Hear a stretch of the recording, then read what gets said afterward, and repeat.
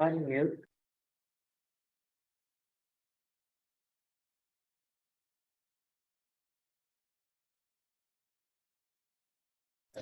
I can clip them on my shirt. There we go. All right, and we should be.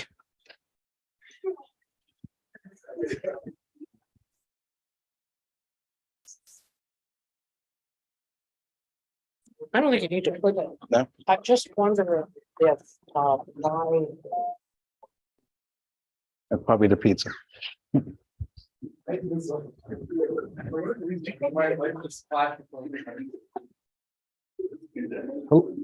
Hello, Mike Redley. Hello. Hello. Yeah, Romanelli is here. Yes, are you out front by the doyo? Yeah. Okay. You want to? Yeah. One of us will meet in a couple minutes. So. Okay, no problem. Okay. Diane, All can right. we Bye. impose on you? I just asked. Ah, okay. Testing 1, 2, 3. Well, the thing is, this is not showing up with. Oh, by sharing and all that.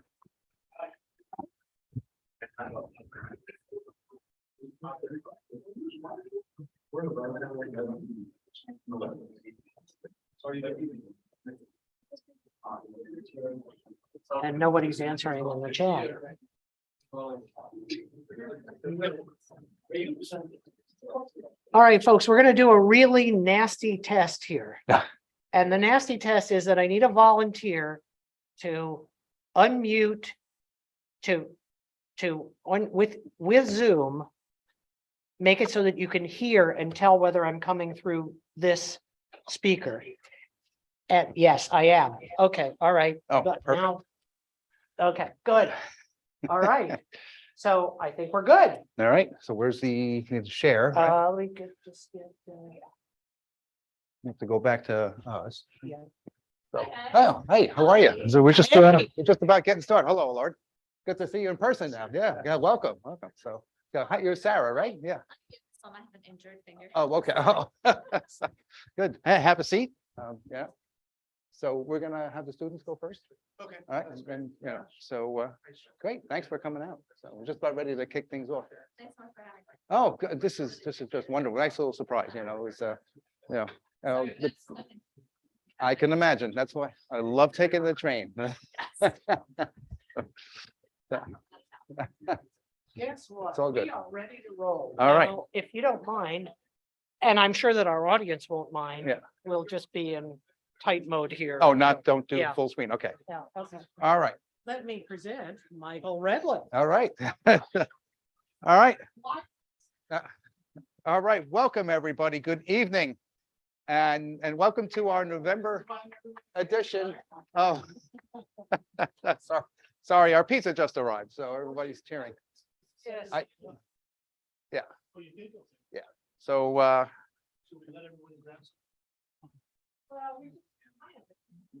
what do you want to do? yeah, well, they can come up. Yeah. So I know I'm gonna Yeah. grab.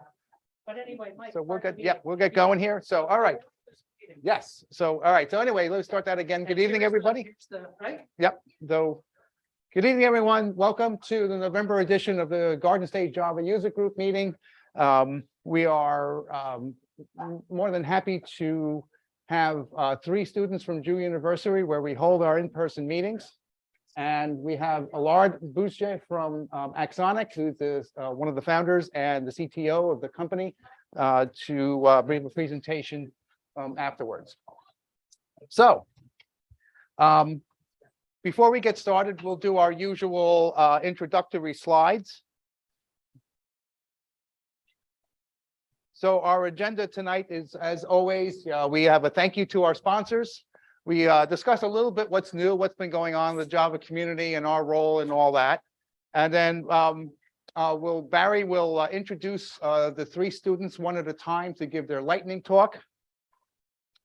And then we'll have some more information after everything is done. So our platinum sponsor is JFrog. We appreciate their support. You can give them a visit. and perhaps, take advantage of their products. Azul Systems, they have a downstream distribution of OpenJDK. They are our silver sponsor. We are partnered with DevNexus. The call for papers for next year's event is November 15th, and the event will be taking place in Atlanta, Georgia, I believe April 4th through 6th, but don't quote me on that. I'm sure you can look that up. We are very happy to have AxonIQ as our sponsor for this meeting tonight. And if you can see all the buzz around the where the pizza is, so they were very gracious enough to they were gracious in taking care of the pizza and the soft drinks for everybody here, and of course Allard is here to give a presentation later. We also have our per meeting sponsors, JetBrains, who gives us a license to IntelliJ IDEA to give away each month. Although we're going to do things a little differently this month, and you'll hear more about that later. And then the Eclipse Foundation, or Jakarta EE, they offer their services for Crowdcast that we used at one point for streaming. All right, so what's new? We are now a member of the Jakarta EE working group. As you know, we've been a participant member, a contributing member of the microprofile working group, and this has been, this is our second year doing that. But as a result, we can also be a guest member of another Eclipse Foundation working group, which is Jakarta EE, which is, of course, the open source Java EE from way back when. Microprofile 6 is on the verge of being released. It's probably targeting the end of this month, early next month. So stay tuned for information about that. So a number of the specifications have been updated, and they're also deprecating the open tracing specification, and they replaced it with telemetry. And also to the Jakarta NoSQL specification, this is one of which we have adopted, and then I'm a committer on that particular specification.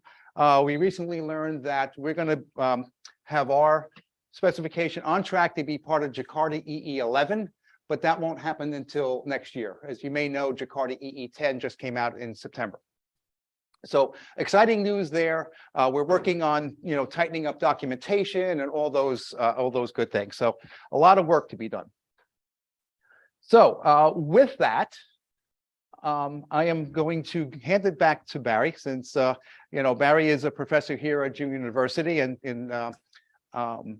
him and Diana Liparos is both professors here, so they get to see these students every day. So what better people to do this than their professors? So we look forward to hearing what these young folks have to say, and we'll go from there. So. Thank you, Mike. Thank you. All right. Let's stop the screen sharing for now. So you'll have to excuse us. This is the beginning of our, Yeah, you'll have to excuse us. This is the kind of the beginning of our experiments with hybrid meetings after the great plagues of 2020, 2021, and maybe onward toward 2022. We're doing this live at Drew University, and we're also doing it on YouTube and streaming that back and forth to Zoom. So it's going to be maybe a little bit chaotic. And on top of that, we have students who are going to come up and use their own laptops to do presentations. Bear with us. It might be a few minutes of shuffling around from one presentation to another. Anyway, our first speaker for tonight, a student of mine, really smarts. Whew. Okay. All right. Yeah. Naria Rush. She's going to talk about exploring the metaverse, what it is and isn't. Did I get that title right? There we go. Okay. Come on up, Naria.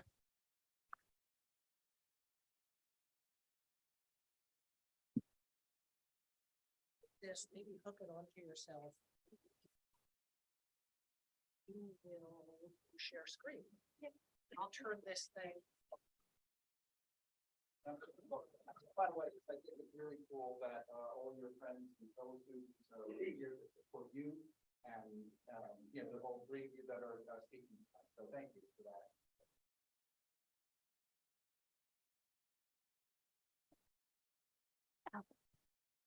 Hi, everyone. My name is Naria. I'm a student here at Drew University. I'm a computer science and math major, and I'm basically just going to be giving a brief introduction to the metaverse and basically going over the basics of what it is and isn't. And I also want to give the disclaimer that I am by no means a professional on this topic. I'm really just an enthusiast, so I kind of just want to give awareness of what it is right now.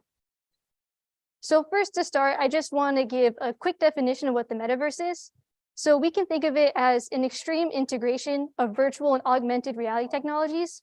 So basically what I mean by that is that the metaverse will be exactly like how we're living right now, but the only difference is in our toolkit of devices, we'll also have virtual and augmented reality technologies.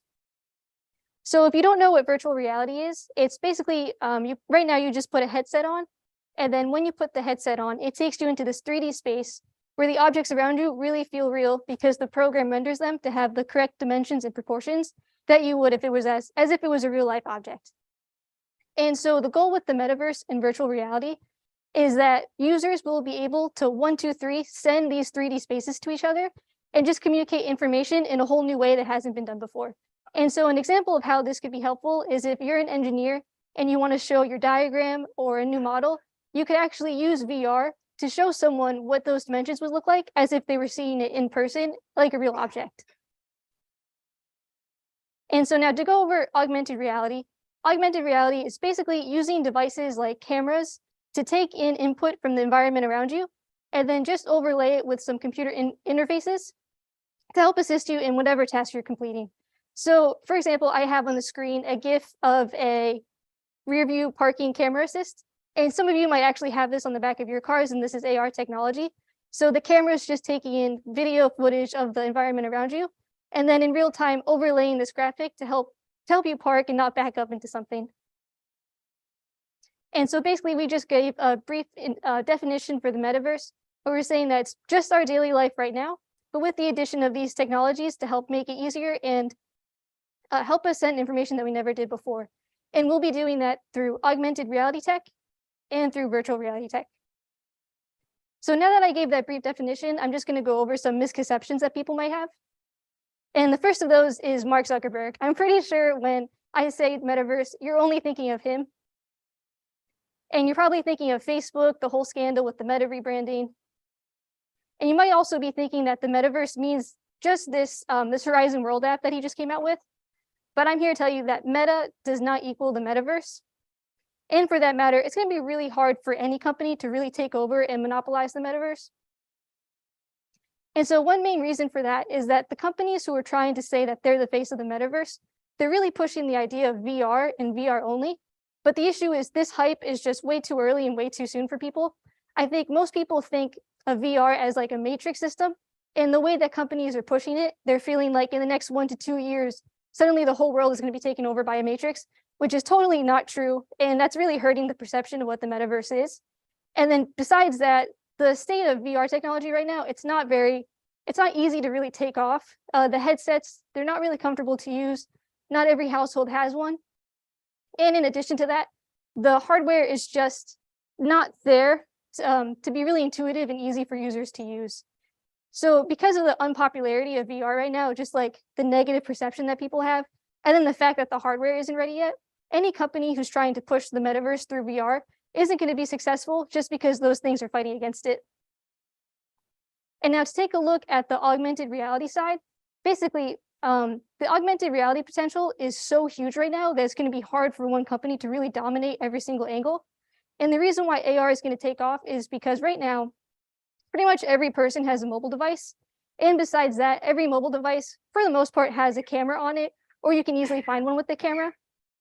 And then when you combine that with the fact that hardware processing is increasing every single year, it's not hard to imagine that developers are going to have a really easy time using camera in mobile devices to make AR take off. And if you're not convinced that augmented reality is going to take off, I think every industry could really find an avenue to use AR. For instance, I think every company has a situation where they're like, I really wish I had an app that would help me find where the stock room is, help me find or have a map of like where any room is. Or like imagine if you wanted a real-time updating of the inventory in your company. This is where AR would kick in and probably in an app on your mobile device. And just because industries are going to have all these different needs, it's pretty unlikely that one company is going to be able to satisfy every industry needs. And so now you might be wondering, since I'm saying that no company can really become the face of the metaverse, then who will? And basically researchers are thinking that instead of it being one face for the metaverse, it's going to be one decentralized blockchain that's really just run by the users who connect to it. And so the idea is that users using some kind of decentralized system will just pop in and out, and the metaverse will come out of developers, making a standardized format of sending and receiving data. And specifically, researchers are thinking that this decentralized blockchain is going to come out of the next iteration of the internet, which is Web3. And so basically using users popping in and out of Web3 and then having developers make the standardized formats, the metaverse is just going to come out of people being able to send whatever information they want really easy. And so now just to give an overview of what we went over, the metaverse, we said, is just like how we live our daily lives now, but the only difference is we'll have augmented and virtual reality tech in our toolkit to help us send information in new ways and to also just help us complete our daily tasks. We also said that any company isn't going to be able to really monopolize the metaverse. Instead, the metaverse is just going to be this decentralized system where users are interacting with a decentralized blockchain built by Web3 and having a really easy way to send data to each other because developers will follow some standardized formats.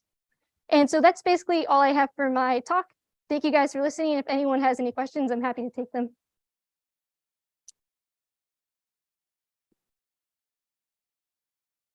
I'm going to ask you to stay up there and repeat any questions that anybody has. I have one to begin with, sure. is if I want to kind of fish around and do stuff in this arena, what kinds of equipment or what company or what platform, where will I start? So for anyone who couldn't hear, Barry basically asked that if you're someone who wants to join the metaverse, where should you start and what type of platforms you should look at? So I actually have kind of a demo. Now, Thanks. there's also a question, by the way, coming from, I guess, Zoom, or we'll take that, we'll take care of that in a minute. Okay. So actually, if you're someone who wants to join the metaverse right now, the leading developer for making pretty much like an easy format to send models without having trouble is Babylon.js right now. But for someone who's a Java developer, you could basically make some kind of HTTP server that helps support the sending of standardized formats. And I'm only saying that Babylon is the one right now because Babylon seems to be the leading standard force for 3D models. But basically, you could jump in by looking at what type of standardized file formats are going to be needed, and then just jumping on the back end of who's going to support that. Does that answer your question? It does indeed. And I have another question here from the participants from afar. Says, I'm not clear about decentralized metaverse versus AR apps currently supported by various companies. And then there's a question mark. Do you understand the question? I was reading it and not paying attention to what it means. Are you okay? Yeah, I think I understand. So, yeah, go ahead. So someone was basically asking that they're not sure how the decentralized metaverse will act when there's already a bunch of AR apps that are currently supported by various companies. So basically, the idea for the centralized metaverse is that people using these AR apps, they want a way for users for the different apps to connect to each other without having to worry about incompatibility. So basically, what they're thinking is that there'll just be some standardized formats for all these AR apps to eventually communicate their data from. And that's pretty much how it's going to work. So the apps would still be like independent, but then when they send their data, if someone wants to transfer it from one app to another, there'd be some kind of standardized format for that. Okay, questions? Hi, Melvin. So I know you have very strong opinions about Meta and Mark Zuckerberg. But I was just curious, do you own like a MetaQuest or anything? Question, okay? Oh, right. So Melvin was asking, since I have strong opinions about Mark Zuckerberg and the metaverse, if I own a MetaQuest right now, and I don't, because I actually don't know what that is. Is that a new VR system? Yeah, so basically, like what Meta's trying to do is, well, I do, like, I agree. Let me, with that. you know what I'm gonna do? Can I take the mic from you for a second? Oh, yeah. If you're gonna play.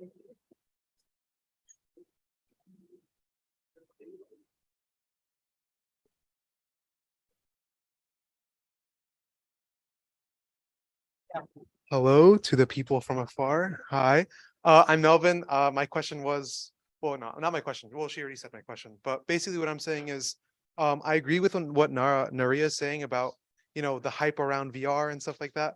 And the reason why I asked like whether or not she has a MetaQuest or not is because it's becoming very like sort of not really, I don't want to say the word revolutionary because I don't want to give Meta that much credit, right? It's cool that they're doing this, but I have the same opinion. Like, I feel like Meta should not be the face of the metaverse, but they are kind of help leading the way to make it more affordable, right? So the Meta Quest 2 is a virtual reality headset that doesn't need to be connected to a computer, and it's only $300. Like, I know it's funny for me to say only $300, but on the market right now, a lot of VR headsets that are like really bulky that need to be connected to a computer costs like more than 1,000, like 1,200, 1,300. But the thing about the Meta Quest 2 is it's completely wireless. You don't need to connect it to a computer. Has a fairly good amount of memory, pretty good specs, and it's only $300. So Can you tell us that you own stock in the company?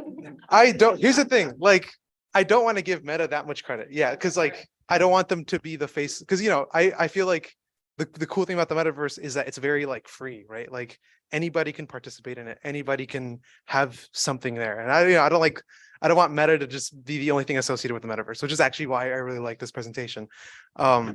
But the reason why I'm bringing it up is because it's becoming very easy to participate in the whole VR scene now, right? Because I own one, right? And like I'm a bro.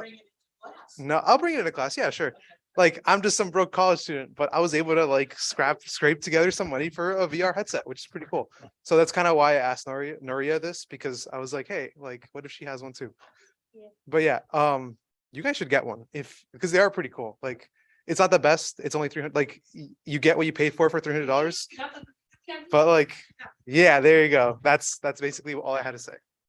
So yeah, I don't have the MetaQuest, but I have an Oculus Rift just because we haven't gotten around to buying it Oh, yeah. probably. Yeah, no, But- because yeah. Meta bought out Oculus. Yeah. Yeah, so Yeah. So I think to answer your question, it's not like I think that I think VR is like the end game for the metaverse.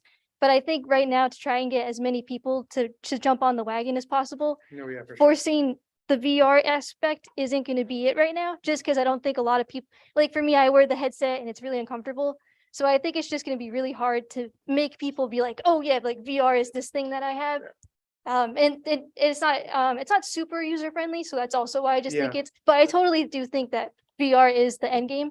Oh, but also, so since it's not so easy to use, that's why I think that Meta won't take, because I don't necessarily think Meta owning the VR equipment right now means that a ton of people are going to want to buy it and take into it just because it's like a hard thing to jump into. Yeah, no, yeah, I Yeah. agree. All right, well, Yeah. I'm gonna shuffle my. Thanks for the question. Yeah. Are there any other questions? All right, Naria, thank you so Yeah, much. no problem. Thanks for having me. Now I get to come up. Here we go. Okay, all right, let me wait. There we are. Okay, all right. Melvin, why is it that your icon is up and, okay, all right. I'm gonna move this way. Yes. Our next speaker for tonight, another Drew University student, Melvin Matias. And oh my God, I didn't bring up the title of your talk. What is it? I'm sorry. Living on the edge, computation closer to the user. I just got to say about Melvin, if you have him in class, then it's going to be a lively class. He's really fun to have. Okay, here we go.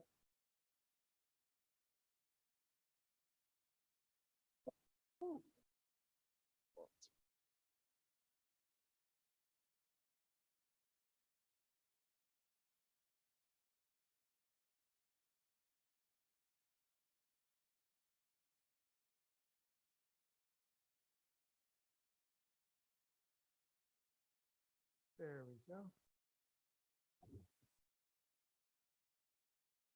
Cool. All right.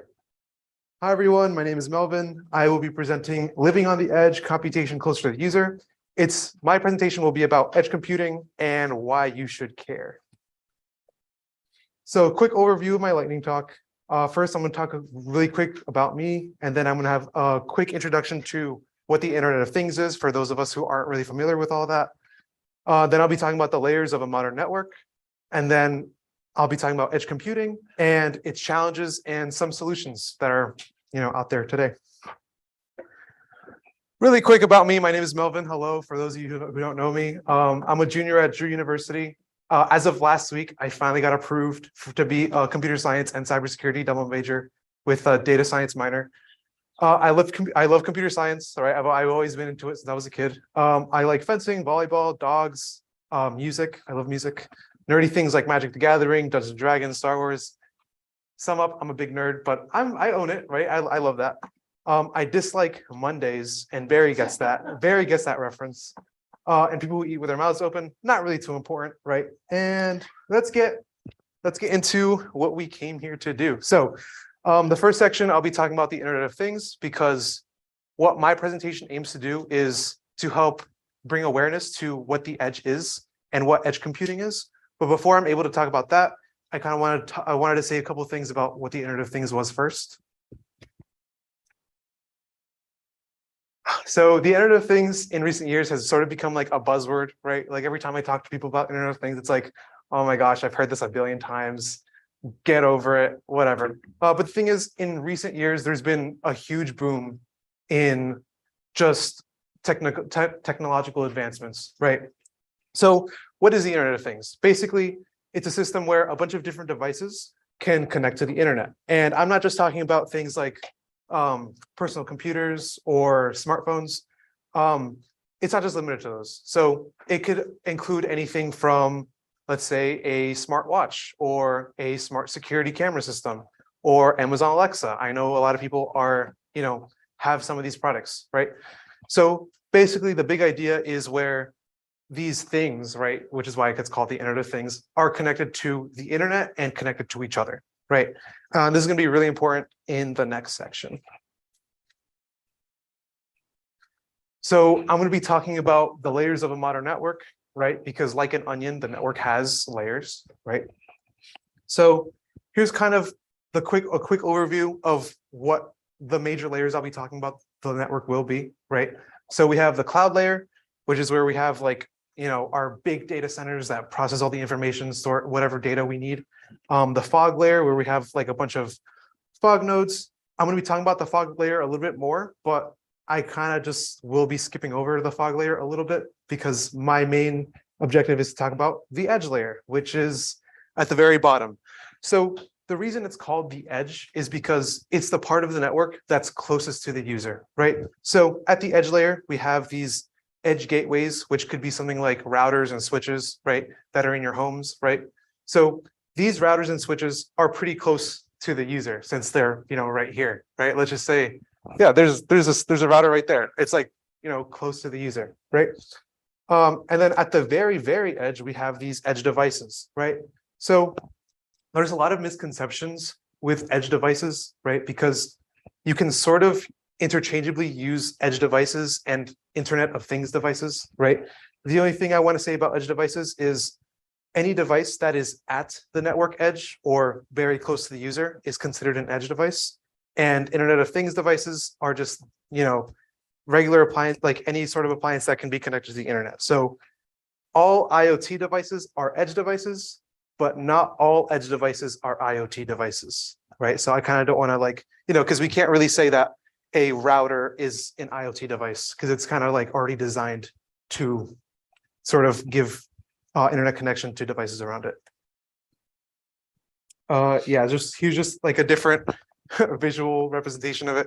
So we have our cloud, our network elements, which could also kind of be called the fog, right? As I mentioned, I didn't want to talk too much about the fog, but just really quickly, the fog is the space in between the edge and the cloud, right? But I won't be talking too much about the fog.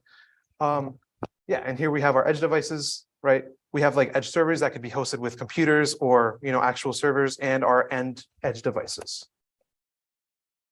So we're going to talk about edge computing right now. So what edge computing is, actually, I gotta push the brakes real quick. Before I talk about edge computing, there are some very important, quotes I want to talk about that came from the Cisco Annual Internet Report.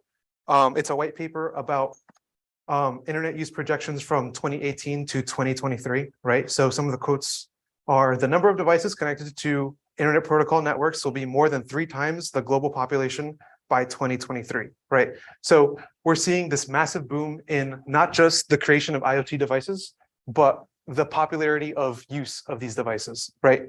Going to the last quote, a growing number of machine-to-machine applications such as smart meters, video surveillance, healthcare monitoring, transport, and package or asset tracking are contributing in a major way to the growth of devices and connections.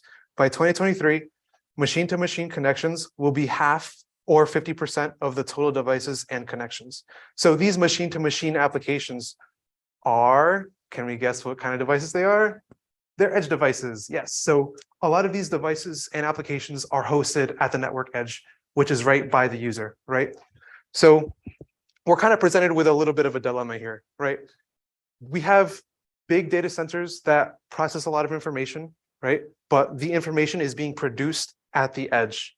So as we can see, a lot of this information is being produced at the edge and has to make its way all the way to the cloud and then all the way back. So that's not really the most efficient way to do this. So I want to talk about edge computing in the next slide. Oh, before I do that, this is kind of just to show how like the boom of IoT and edge devices has really come to grow, right? So this is billions of devices, and these are the projections between the years, right? Of course, in general, there will be more devices, but the main focus of this is the machine-to-machine devices, which are mostly comprised of the edge devices I was talking about. As time goes on, more and more of these devices are being used by the billions. So yeah, that's just some more food for thought for the next coming topic. So before I talk about edge computing, I want to talk about the original way to sort of do things, which is called cloud computing, right? So we have cloud computing and edge computing. So normally with cloud computing, right, the devices that would be hosted at the edge would send the data that had to be processed directly to the cloud, right? So normally this isn't really a big issue, right? But as the years go by and as more devices are being deployed at the edge and more data is being produced at the edge, it gets increasingly more difficult to send this data to the cloud, have it processed, and come all the way back, right? Because some of the data that's being processed, it goes through some pretty complicated models that I won't even go through because it will take, that's like a presentation in itself, right? I'll just give you an example, something like anomaly detection that usually goes through various artificial intelligence and machine learning models, right? I kind of don't want, I'll just point at the board. So the data will be produced here, sent to the cloud. And if we do something like anomaly detection, which is generally run using machine learning and artificial intelligence models, it'll take quite a while to process all of that information and then send it all the way back, right? So the solution to this is edge computing, right? So what edge computing is simply, instead of processing the data in the cloud, we would process the data closer to the user, right? So we could deploy specialized edge servers that could be hosted on, anything from like a really small data center or like a computer even. At the network edge, the devices would send the information to the network edge, have it processed right there as close to the user or on site, just to have it done as quickly as possible. And then you can even store the information that was processed to the cloud. So it's not like we're completely replacing the cloud. We're just adding another like step of filtration kind of. So this is really important because it helps with a lot of issues such as latency and also security, right? Because let's say you're running some sort of anomaly detection model, right? And you have like something like a smart home, right?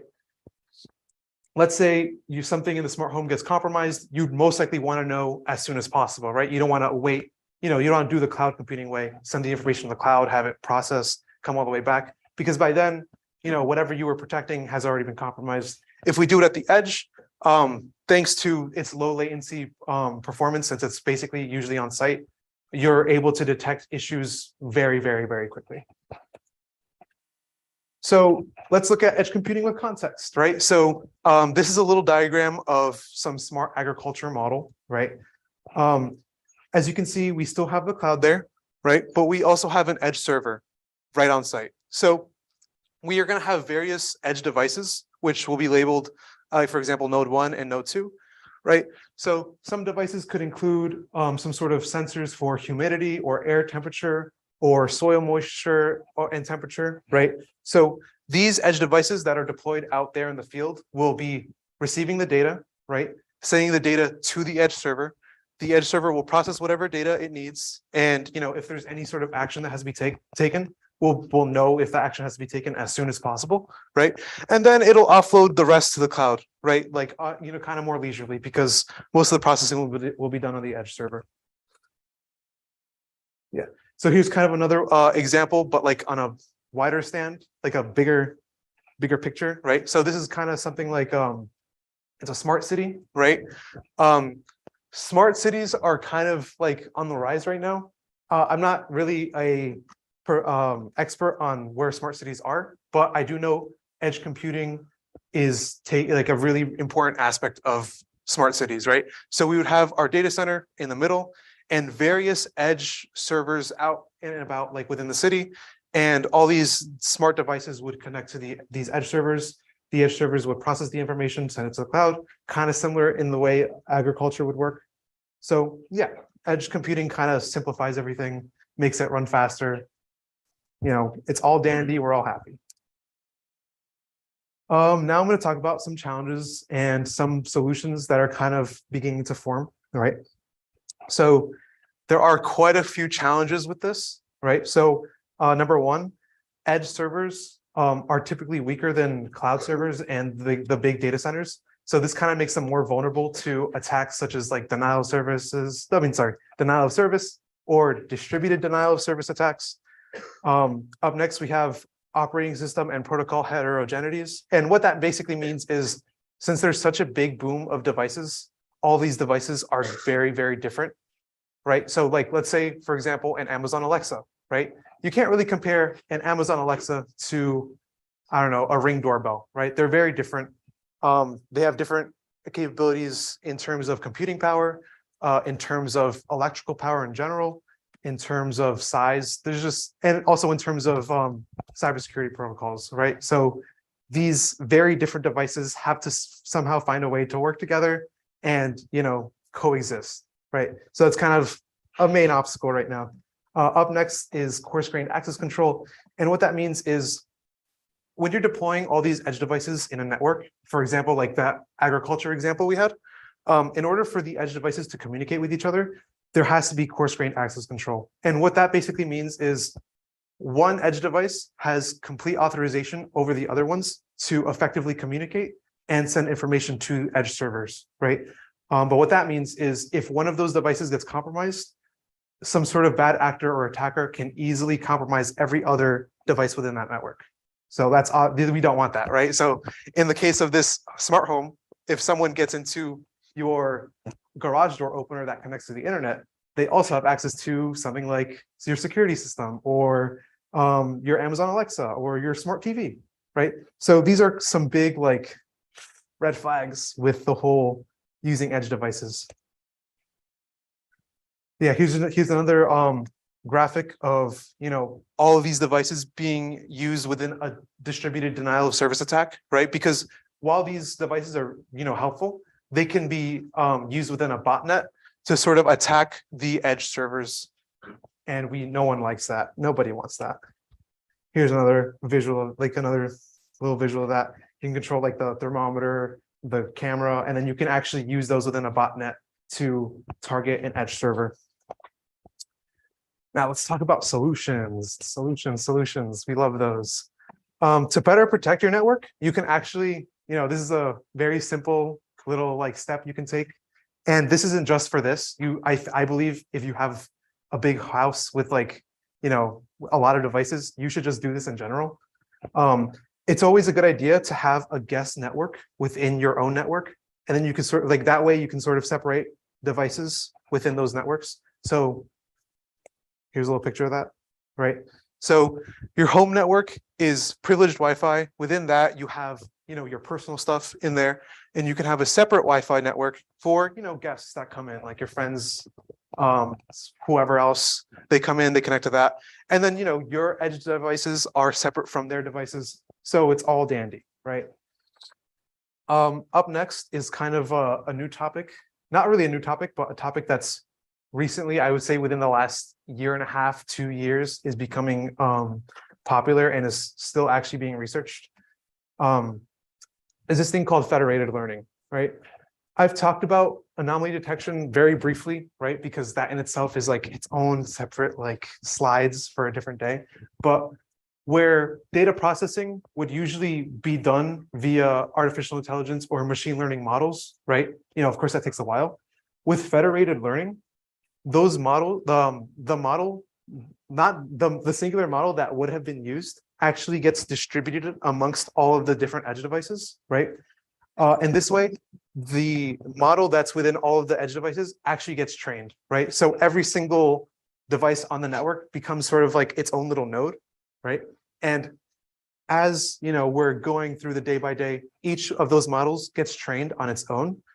And once it's eventually trained up enough, we can send those models to our edge server, and our edge server will be like, okay, because we got these models, we know how to react during certain situations, right? The big takeaway from this, though, is the edge devices will be sending the models themselves and not data, right? Normally, where edge devices would send edge servers data for the edge server to process, it'll be sending the models that got trained instead. So this is actually like a really good workaround for the whole edge server being attacked sort of thing, right? Because it doesn't need data anymore. It'll just take models. So that's great. Yeah, as I said, it's still being researched. Over the summer, I was part of an RU. So I got to, I got the privilege of working with another university. Not that our university isn't great. I loved your university. I worked at Oakland University with a professor, Amartya Sen, and PhD candidate Oluwafe Sayo, right? And we did some work on this. Except, of course, it's still being researched. It's not perfect yet because of the challenges I mentioned in the prior slide. So yeah, here is this is kind of what federated learning would look like, where we have our cloud there, right? We don't really care about that too much. Here in our edge network, right? Our edge devices have their local data sets and local models that get trained on their own, right? And will eventually be sent over to the edge server, right? So we're going to be sending over the models instead of the data sets, which is actually really great because it secures the data that's produced by these IoT devices and edge devices. And as I mentioned before, a lot of data gets produced right here, and that data is secure now because we're sending the trained models instead of data sets. And there you go.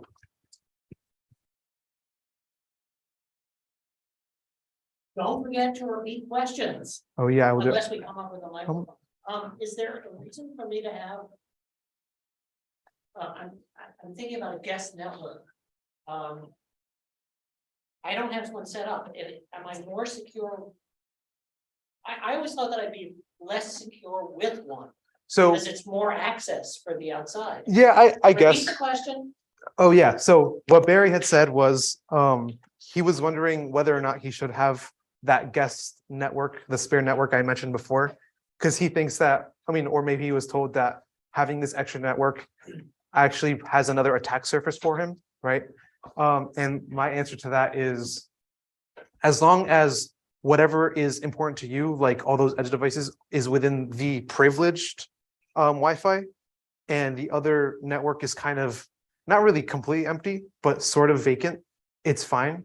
The where it would fail would be if let's say you have two networks and you get half of your devices and put that half in that one and the other half in there. That's kind of what we don't want. You kind of want one network that's like super secure with your stuff and another like burner network, I would like to call it. So yeah, the thing is, as of right now, you don't really need to do that. This is more in terms of if you have all of those devices, right? So if you're someone who doesn't have a lot of these devices, you don't really have to worry about it right now. But if you have like, I don't know, or if you have like lots of devices, if you have like a whole Ring doorbell, smart home setup, right? It's a good idea to have a second network. And we have another question here from Zoom. How is edge computing different from a microservice, which is part of the cloud? Okay, I'm gonna repeat that question. How is edge computing different than a microservice, which is part of the cloud? So I'm not too familiar with microservices, but the difference mainly is where it takes place, right? The edge computing takes place, on the network edge, and the difference between doing something on the edge and doing something on the cloud, of course, is where it is.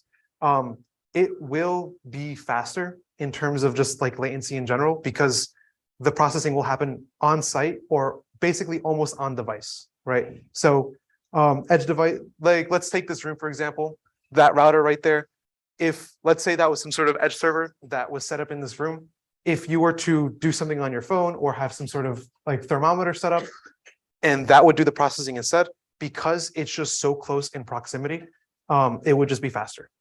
And that's always good. Any Yes. questions from our working group here? Who will support these edge servers? I'm sorry? Who will support? Oh, generally, Repeat the question. oh yeah, so please. I got a question saying who will support these edge servers? And I'm assuming by you mean support, you mean like maintain and, Yeah. okay. So yeah, that's actually a really good question. It really depends on the person who's using it. The thing that isn't really great about the whole edge computing scene right now is it's not really easy to get into because, well, not just because of how much it costs, but I would say the most use it has right now would have to be in, what's the word? What's that market? B2B, Not B2B. M to M, K to K. Oh, this would mostly be more used in manufacturing, where the company itself that's, having some sort of smart industrial system set up would have to foot the bill and maintain the server on its own. So that's kind of like one of the main like drawbacks of this. It's not like, okay, this company will support it for everyone, or this is a service that you can buy and it's very easy to buy. It's more like if you want to do this, you have to sort of set it up yourself and maintain it on your own. So that is kind of like, that's where it's at right now. But, of course, mostly because this is like a very, not really super duper new thing, but within the last, I'd say 2 years, it's started to become a topic of interest. So as time goes on, I'm assuming more people will help support this platform. One more question from our Maria, you got one? So do you think that cybersecurity or like DDoS attacks from botnets, do you think that there are a lot happening right now, or it hasn't taken off yet? Like just so no, I know. Thank you. I would forget. So Naria asked if DOS or DDoS attacks are something that's very common. And I'm not really sure if I get your question. Like, do you mean like in general or within these edge things? So I'm wondering if there are a lot of attacks happening already, or if it still seems like there has to be time for those to really evolve. So from what I've seen and from what I've worked on, it is pretty easy to pull those off, right? I'm not really into the news right now, so I don't know how often it happens. But within the research work that I did over the summer, we noticed that it was very easy to do that. So I would say, like in the cybersecurity aspect, it is something that has to be addressed as soon as possible. But hopefully, with the whole federated learning situation and finding these anomalies on site as soon as possible, that will sort of counteract the ability to do these attacks, or at the very least, let someone know as quickly as possible, because all this processing is happening on site. That makes sense. Thank you. Yeah. Thank you. Thank you very much.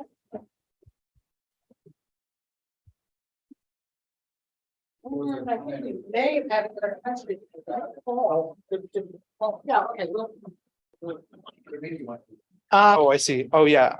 This talk was heavily inspired by Cisco, because that was like our main point of reference in when I did this research. And I actually also mentioned the Cisco white papers in this presentation.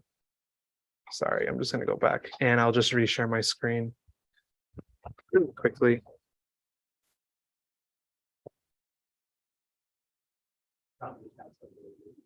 Ah.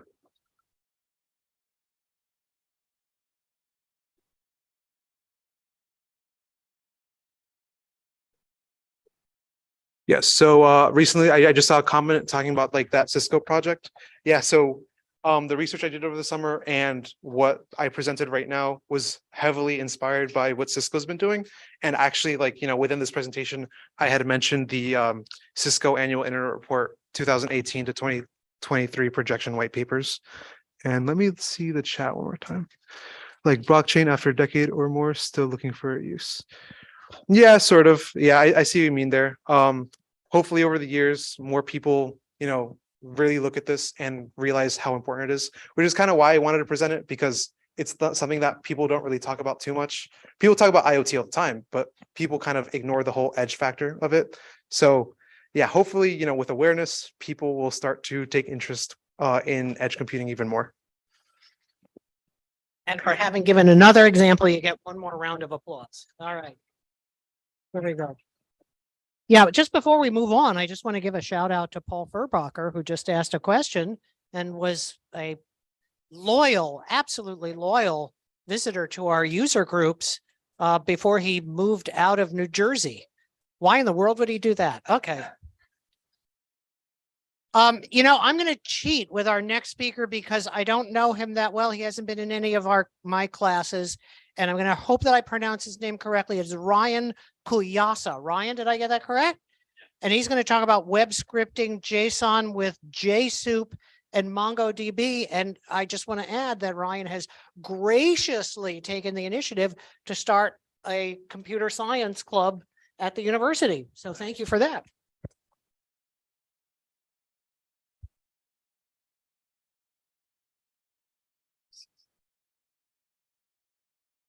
Yeah, so my name is Ryan Kulyassa. I'm a freshman here at Drew University. You've got to be sharing your screen. I'll do it in Okay, a sec. okay. Yeah, I'm just gonna give an introduction of real quick. Yeah, I'm a math and computer science major, and yeah, I am starting the computer science club here. So yeah, it's a pretty cool thing. So yeah, let me share my screen. I'm going to do more of less of an informative presentation. I'm actually going to give a demo. People hear his mic being down so low. What? Can people hear his mic being down so low? Yeah, Yeah, let me clip it on.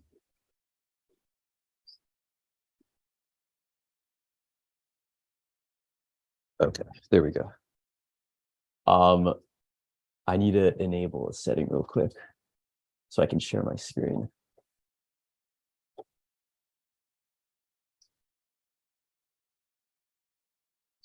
Okay, let me see if that'll work. Okay. So,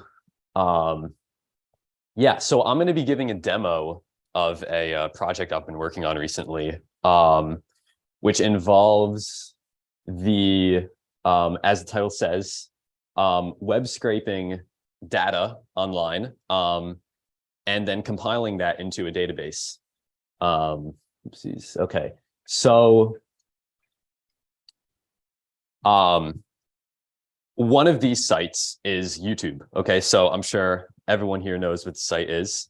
And I guess I will go through a little bit of my thought process as I was working on this project. I found it interesting how, YouTube essentially is you can think of it as a collection of nodes. Okay, so there's a bunch of different channels, and all of these channels have their own sets of data associated with them. So just looking at this one right off the bat, we could see we have a subscriber count. If we go to this about section, we can see a view count. There's even other metrics like the date joined. And there's actually a lot of other metrics associated with these channels under the hood, right? And this goes for a lot of different platforms, right? Other social medias you can think about, you have followers, things like that. So there's a lot of data that can be collected from these sites. And so how I went about doing this in my project was through a process called web scraping. And so what you can actually do is if you go to inspect element, you can see the sort of the content of the page.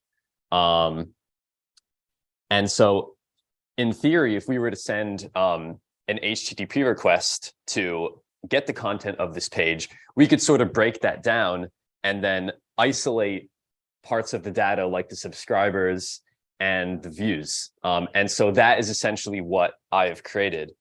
Now, I should mention this, that a lot of other sites don't necessarily have this data exposed like YouTube does, okay? Obviously, this is very public. Typically, you have to go through an official API, or you have to, get an API key. Oftentimes, you have to pay for it. Sometimes they charge you. So it's not often the case that you can just do this like you can with YouTube, but I'm using this for this demo because of how easy it is to access. And so in the spirit of the Garden State Java user group, I created this demo in Java to do exactly that. And the first library I'm going to be talking about here, which was in the name of my presentation, is Jsoup. Okay, so Jsoup is a Java HTML parser that is able to very conveniently send an HTTP request to a website and then parse that data. And so we could see here in the code, I have it doing that. Jsoup.connect, this function right here is really what does it. If you were to send a normal HTTP request, it would be a lot more convoluted, but they have this built-in function that does it. And I also want to mention here how I target the channel that you're scraping data from actually is referenced by a channel ID. And this is how YouTube identifies channels. It's part of the URL. It's not a URL parameter, but it's just an identifier. And normally this is a bunch of random characters. I have a CSV file here with some of these IDs. This is what they normally look like. If I would go to another channel here, I could show you. Let me just click some random. Okay, yeah. So you can see up in the top here, it's basically this mess of random characters. And that's what identifies channels on YouTube. And I even wrote a little JavaScript thing here, which if it didn't have it in the URL, such as in the case of this channel where it's just New York Times, you go into console, the web console here, paste that in, and it'll give you the ID of the channel. And this is just using some JavaScript tricks to select an element in the HTML that gives you that channel ID attribute. So that is essentially how you would go about collecting IDs. And so like I did here, I did that for some of the 9 largest YouTube channels in terms of subscribers. I collected IDs for those channels and put them in this file. And that's what this demo is going to be reading from when it collects data. And by the way, all of this code is public on my GitHub account. If you want to take a look at it, Kulyassa/GSJUG demo.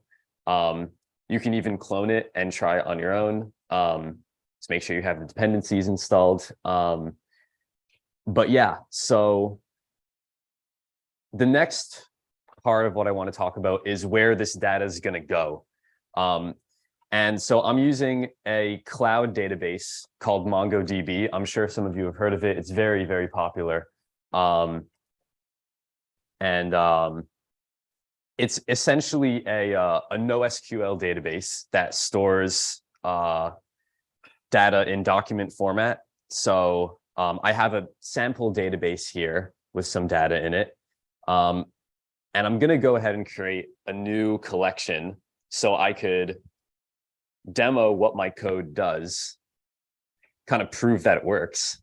So you can see this is empty right now.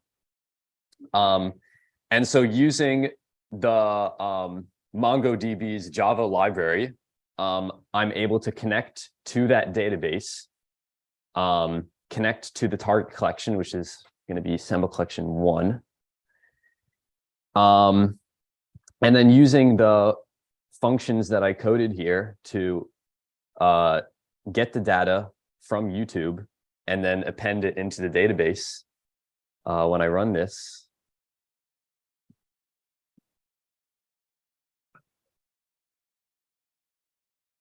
And then be a refresh button up here.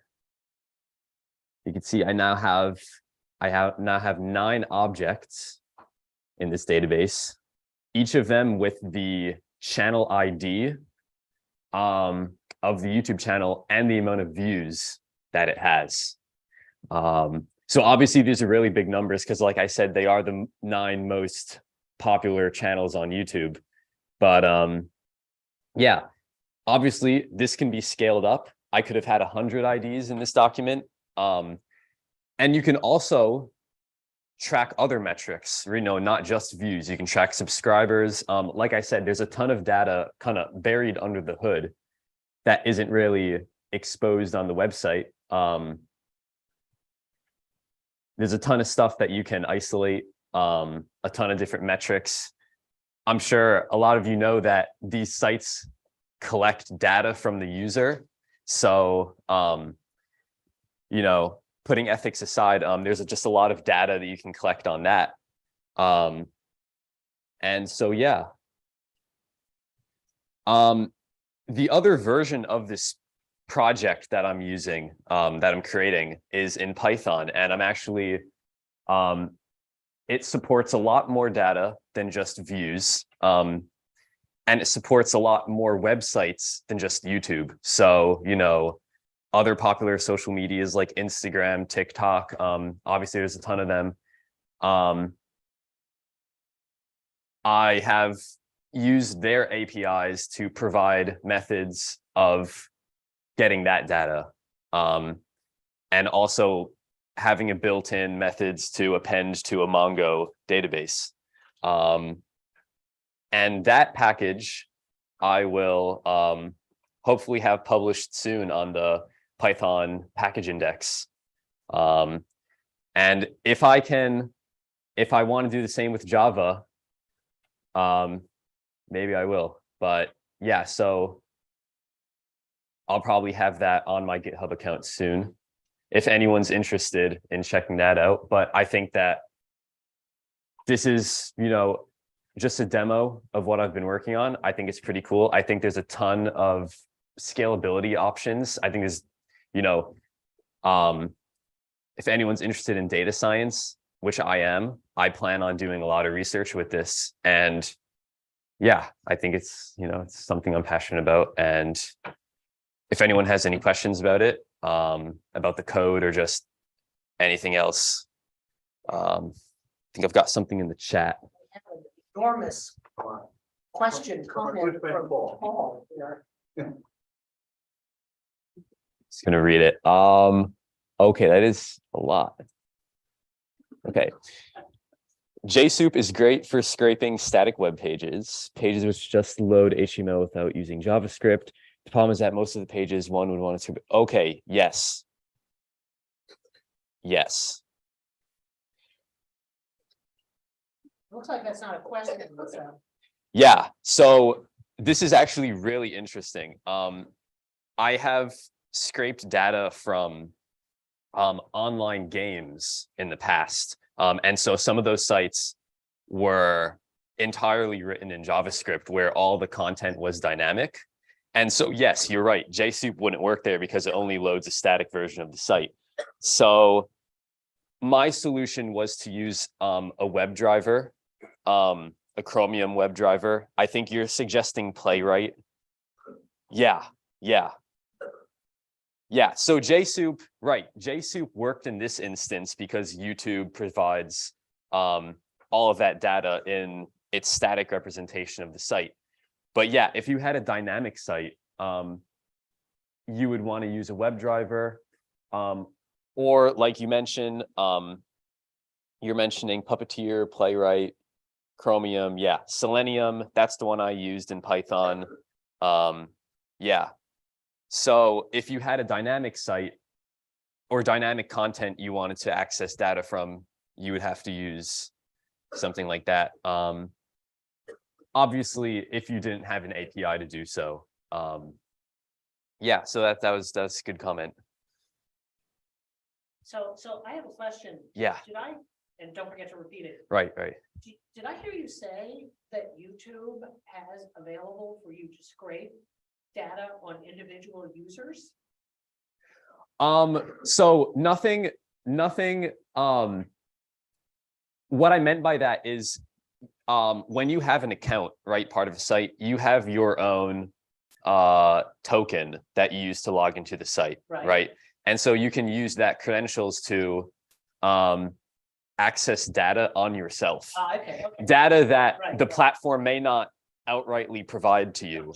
And so that would be an example of accessing your own data in a sense, yeah. Which you could also do this same method. Yeah. And do we have any other questions? Questions? I don't think we do so. Thank Okay. you, Ryan. Thank Yeah. you so much.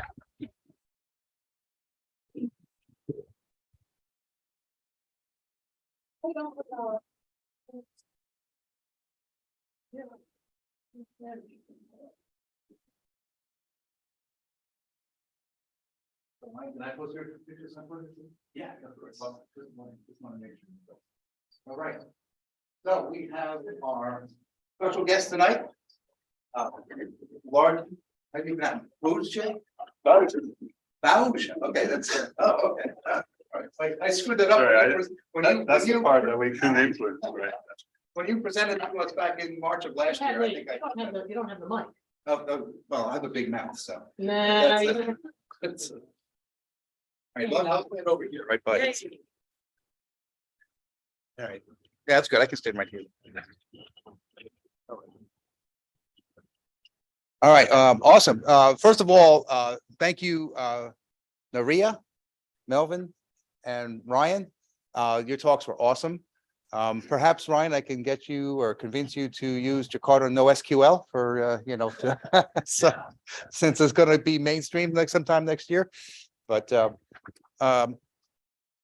we can talk offline. I have a demo you can take a look at if you like. Okay, anyway, so we have a very special guest tonight. And Allard is from, where are you from? The Netherlands. Okay, so and he's here visiting this week with clients, and he'll be speaking at the New York Java SIG on Thursday as well.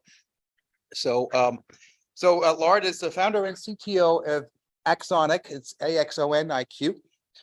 Starting at the age of 6, he has developed a great passion for programming and has guided both large and small organizations in building performance and scalable applications. Now he is on a mission to make implementations of large-scale systems easier using the concept of domain-driven design, command query responsibility separation, otherwise known as CQRS, if you've seen that acronym in the past, and event-driven architectures. He created the Axon framework initially as an experiment, but when various organizations started using Axon as a solution to their complex problems, AxonIQ was born. Through his conviction that good craftsmanship can only be achieved through continuous and intensive exchange of experience with others, Allard is a frequent speaker at conferences and meetups and enjoys providing trainings to fellow developers and architects. And Allard is also regularly found in boardrooms explaining the concepts of DDD, CQRS, and EDA to C-level executives. So but it's a real pleasure to have you here tonight, Allard. You know, it's actually oh, where did Drew go? Oh, there he is. Okay. Drew Anderson, who's also an Axonic employee, had reached out to us to let us know that Allard would be here this week. So it was like perfect timing since we had already scheduled November 8th for this meeting. So thank you for being here. Also, thank you for providing the pizza for our attendees tonight and all that. So without further ado, there you go. Thank you. So I was listening to the other talks earlier, and it was actually, that's some pretty cool stuff that you're doing. And I was wondering, like, the reality that I face on a day-to-day basis is quite different. And we were kind of joking in the corner. I hope that wasn't too loud, but that please be very careful where you send your resumes, because there's going to be some companies out there that would really want to have you in their company and make you move data from whatever crazy database system that they have to the user interface and back. And when you're lucky, they're going to make you move that data from one database to another database, right? So be very, very careful. I like to hope that I'm not in that space, but I'm definitely closer to that than what you've just seen. So I want to talk about event-driven microservices, and there's a lot of buzz and fuzz going around, and it sounds really cool, and it's a lot of resume-driven development going on in that space. And I want to take it beyond the fairy tale. There's a lot of promises that are made that are not really kept, I guess. And every fairy tale starts with a clicker that doesn't respond to what you do. There we go. Once upon a time. So a lot of software nowadays, and a lot of software that was built starting at the 70s, basically, there's the layered architecture is a very common architectural style out there. Unfortunately, I have to say, still. And the idea is that there's a cylinder, and the cylinder holds your data. And the data is the most important asset of a company. Right? It's not the people, forget about that, it's the data. We're talking about reality here, right? No fairy tales. But you don't want everybody in that company to access the data directly, because then it becomes really difficult to keep the consistency of your data there. So you put a box in front of it to protect your data, and you let everything go through the box. But then that box will contain a lot of logic, and it becomes very complex to maintain all of that business logic, and there's some UI related stuff. So what you do, that's what architects do, you solve problems by adding a layer of indirection. So we add another box in front of that. And then that box will hold, sorry, I'm kind of a dancer when I present, but Dance away. yeah, cameramen always hate me when I'm at a conference. The box here will hold the front end logic, if you will, or the back end for front end. The box here will hold your business logic, and then this one, the cylinder, will hold your data. And Ted Neward called it the universal BBC architecture, which has nothing to do with the British broadcasting company, obviously.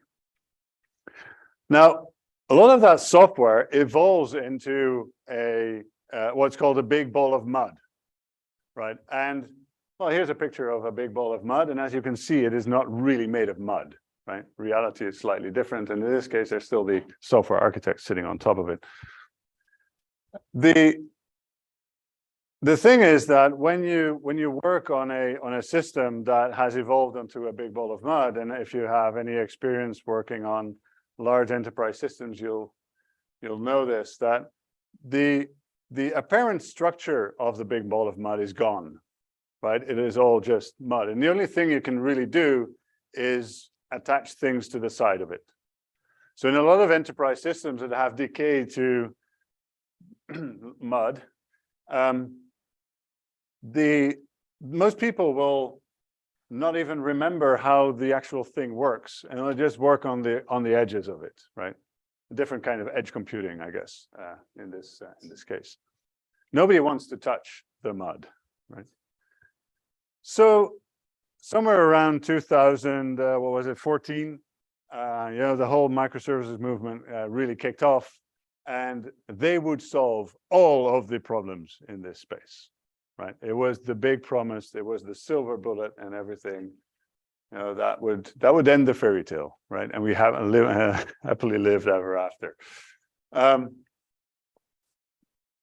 So what happened is we started building these very complex. I say we, but of course it was them, right? I wasn't involved, but we started building these very complex microservices systems, and there's a company whose name I'm not going to mention, but I know you guys read a lot, so you probably know what paper I'm referring. But there's a company that many of us rely on, and that is to some extent also respected for the kind of technology that they build. They recommended to structure your microservices to make sure that you had specific services that would be responsible for holding and accessing the data. You would have other services that would implement and provide the business logic so that it becomes shareable. And then again, you would have other groups of services that do the front end kind of logic. Does that sound familiar to anyone?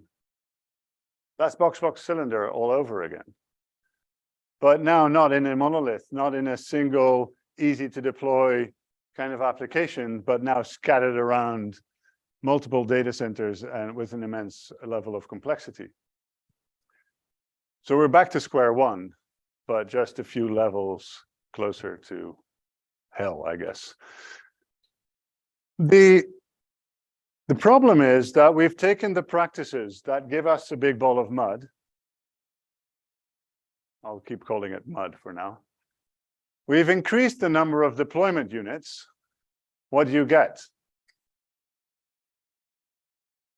A big pile of mud, right?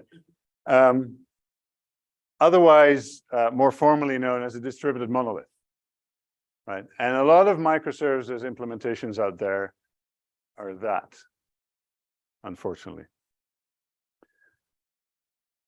What we should be focusing on instead is the modularity of our systems. And modularity is, I mean, it's been a while since I sat there as a figure of speech, but modularity was already a big topic, right? And there was lots of promises around modularity. And I guess the first steps of microservices were made in those days. They were talking about UDDI to discover services, and it was all beautiful. And that would solve all the modularity problems. But then, of course, we were reading papers that were written several decades earlier, and they would talk about modularity as well. But fortunately, this is PowerPoint. And modularity in PowerPoint is very simple. The only thing you need to do is make sure you use different colors and no lines in between all of the boxes, and then you have a modular system. And I do realize that in reality, it's a lot more complex than that. But let's not talk about how to achieve modularity, but let's talk about the importance of it. Now, once we have a higher level of modularity, we can then think of increasing the number of deployment units, and that's when we get the better microservices, right?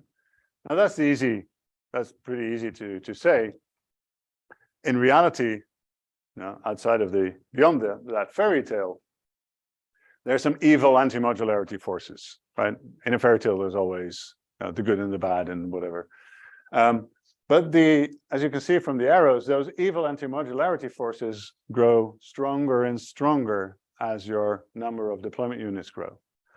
Now imagine you have a single, let's imagine we're doing something with Jsoup, right? And we noticed a variable in our application that, no, I'm not picking on you, don't worry. You notice a variable in your application that doesn't make sense. What do? You rename it. As soon as you figure out a better name for that variable, you do. I don't know what IDE you use, but in mine it's Shift F6, and then you type the new name, and then that's it, done, right? commit, go. If you're in a distributed system, now suddenly probably that variable is used in some communication with an external system. You can't just rename that, right? Because now you have a compatibility problem. So now you have to think of forward and backward compatibility and while you change everything. So everything becomes annoying and nasty. So stay to the left as far as you can get away with and go up as far as you're capable of. And only when you really need to, you can start increasing the number of deployment units, right? Microservices are not a goal or a destination, they're a journey. All right, so, well, unfortunately, the silver bullet of microservices did not solve all of our problems, but then events will, right? Now we have event-driven architecture. We've reinvented how that works. And we figured out how that will solve all of our problems. And the idea of event-driven, of events is actually very simple. So when we have two services and whenever service A does something, we want service B to respond to that and do whatever it needs to do. Of course, you can do a direct call, right? And this is what will happen very often. Service A will just call service B and say, hey, it's your time to do that now because I did my thing. But now the problem is when there's additional services popping up, you need to not only deploy those services, but now you need to change service A to also call those new services, right? So you rely on the team building service A to now also inform you. That's what we don't want. So we can turn it around and we can publish an event instead. So service A will publish a message, an event, onto some message broker, message queue, whatever, and we'll have services B, C, and D just watch that space for new events popping up. So now when we add services, the only thing they need to do is just watch that space for things happening, right? Does that make sense so far? So what do we do with our microservices? And I'm still on the sarcastic tour here. Is well, we change all the direct communication and we just put a big message bus in between, one that is very resume compatible, such as Kafka. Right? And of course, we will still have our entity services here to manage the state, and we'll still have our business services there to manage the business rules, and we'll still have our backend for front-end services there so that at least we still have an event-driven box cylinder architecture. So a short summary, we used to do box cylinder, but that gave us a big ball of mud. Then we decided to do microservices, but that gave us a big pile of mud. So now we do whatever it is that we did with an event bus in the middle, so we get rainbows and unicorns. My 7-year-old daughter made me do that. And she was really proud. Unfortunately, that's not reality. So for some reason, it sounds like an event is the way that we use it with the most collective meaning of we that you can imagine, is an event is magical pixie dust produced by unicorns used by software developers to make their projects scale, products scale, perform, and do exactly what the product owner intended. And a little bit more realistic, unfortunately, is anything that resembles asynchronous communication. So the word event is quite used, well, it's used a lot for different things, and that's probably fine. I mean, nobody holds the right to the true meaning of what an event is. But when people are talking about an event-driven architecture, be very careful and try to find out what they mean with events, right? Because event-driven just means something else in different places. So what happens is we're painting beautiful pictures, right, around technology, around certain concepts such as CQRS and DD. I'm doing the same thing. I'm painting beautiful pictures, right? The problem is that this is a picture you would find in a travel brochure, right? It would make you want to go there, right? The reality is, however, when you actually get there and you see the little details, you see how annoying some of those little details become, right? And they don't tell you that. in marketing presentations, right? This is the reality that you need to face when you work with these kinds of technologies. So for me, the microservice journey, and this is a little map to on the road to microservices, you could call it. And this is an idea for a mechanism that provides a solution.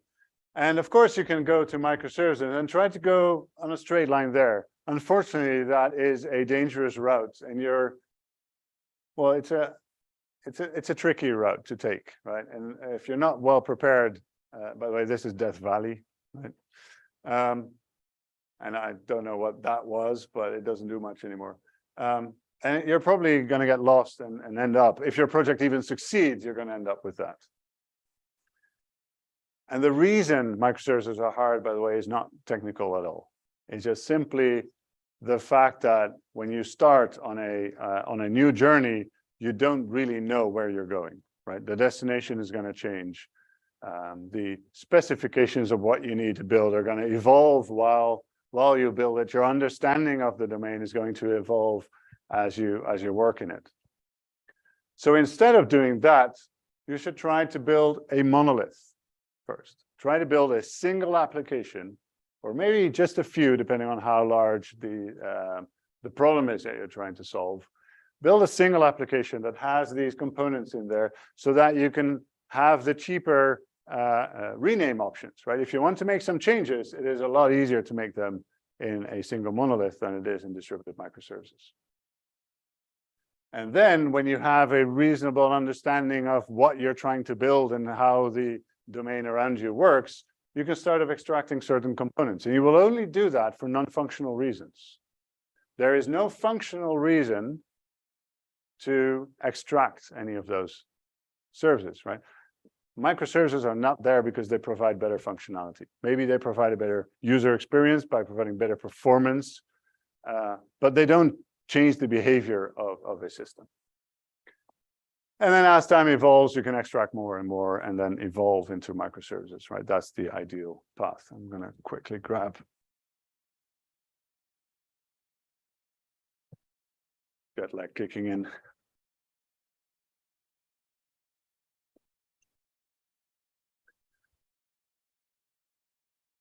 Yes, please.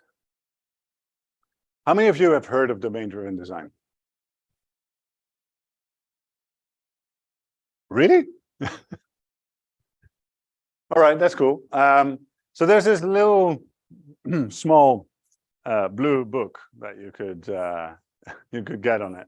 It's not the kind of book you want to do for nighttime reading, for two reasons. First of all, the matter is pretty intense, pretty abstract, and usually at night the brain wants some rest, so don't do that. Second of all, the book is huge. If you drop it, you don't wake up. So I think I have a picture of it later on. The idea of domain-driven design is that there is a domain, which is basically the space that you work in, right? Wherever you work, whatever system you're building that in or for an environment where people have expectations. There's maybe certain laws or rules that you have to know. There's especially if you're in banking. Banking has been around for thousands of years, right? So there's a lot of customs and practices and things we do just because that's the way we've always done it, kind of things, right? And all of that together is your domain. Right? And when you have a domain, well, there's so much information in there, and much of that is not relevant, right? There's various degrees of relevance in all of that information. So you only want to pick whatever is relevant for the specific problem that you're trying to solve. And for that problem, we build a model. Now, you might have noticed I used a picture of the world as domain, and I'm using a map now for model. Does anyone know, because this is a model, right? This is not Earth. This is a model of Earth. Does anyone know what this is? The answer is yes, somebody knows, but who? Sorry? Oh, sorry, I meant the whole thing. Yeah, I pointed at this, sorry. It's a map, but there's a specific problem that this map solves, because I'll show you another map in a bit. Because it's expensive. I remember where like some countries are actually smaller on the edges. And what they do, like Greenland is like huge here, so like the actual size is tiny. Like, Is Canada really that much bigger than the US? Canada, the US is like way smaller. Mexico is underrepresented, actually. Like, North America, sorry, Canada is over. Greenland just. Why? Why is that? Why would somebody do that? Ooh, that close. Not the shape of the blue stuff. So it is actually not the. So this map was used for ocean navigation, right?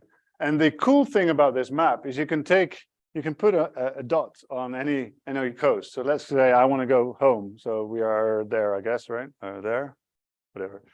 And my home is there.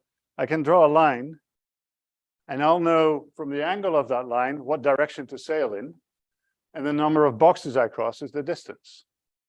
And knowing that, we know that this is a square. Trust me, it's a square. So this is the same distance as that. But if we make Greenland, if we make this literally square, then we can't use the ocean navigation trick anymore, right? So they're actually pretty ingenious. Unfortunately, this is also a map that we use in classroom to tell kids what the Earth looks like. And they're like, so what, the snow melts? There's plenty of it. It's huge. So that's the scary part. And Antarctica is not even on the map because nobody really wants to sail there. Well, if you want to watch penguins, I guess. So that's the. But there's another choice, which is slightly more subtle in here, that was made. And normally I go by this much faster, but I think discussing this map is mainly the essence of what domain-driven design is about. There's something else specific. What kind of navigation is this map for? Could anyone in the entire world use this map to navigate the oceans? Asking the question is answering it, but then the question is why? The answer is no. Because if I want to navigate from Sydney to Cape Town, better not go like that, right? So there's another version of this map that has Australia in the middle. There's one version, which we believe is the only one true one, is with GMT in the middle, but that's a different discussion. It's very convenient because we're just GMT plus one. So yeah, I guess it's one of the few things that the Dutch and the Brits can agree on. So those are really subtle choices, but those little subtle choices, they really define how useful your model is. So unless you can really define what your problem is, don't even try to start modeling. And this is a problem that many, many systems have. We started building the system without even understanding what the problem is we're trying to solve. Right? We're talking about, we're building a flight booking system. So what's the kind of stuff that's related to flight booking? Well, this and this and this, and we think of in terms of data, right? Data capture all the time. But we should really think about what is the problem, what is the best way to structure the information so that we can solve that specific problem. Here's another map. It's a map of ancient China. Sorry, no, it's an ancient map of China at the time. So yeah, ancient China too. As you can see, it's 2005, so it's pretty ancient. But the thing is that, and well, we do have a Chinese colleague, and he was able to confirm. But there's the